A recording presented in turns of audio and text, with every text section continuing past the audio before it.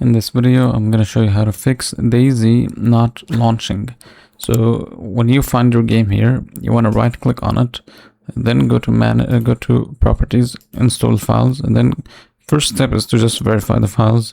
If that doesn't work, then go to browse and then go to DayZ.exe. Right click properties, compatibility, and then enable these options. Then click apply and then OK. If that still doesn't fix the issue, then you want to close this down, go to Steam, settings, downloads, and then clear cache.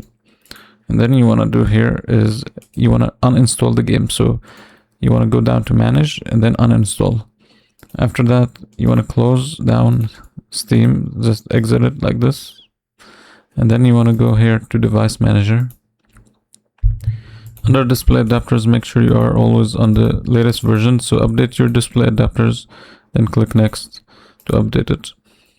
So once you have this done, you want to check if task manager, you want to check if there's nothing running in the background, no Steam, the game is not running, like DayZ is not running.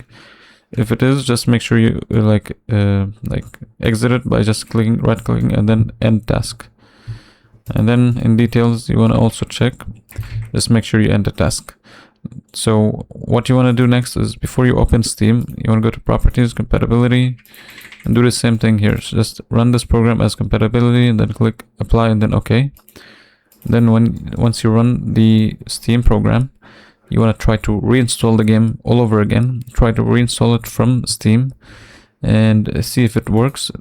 And if you are unable to uninstall the game at the first place, you can actually go to this PC, C drive, then go to users, then here you'll go to your username, then you'll go to documents.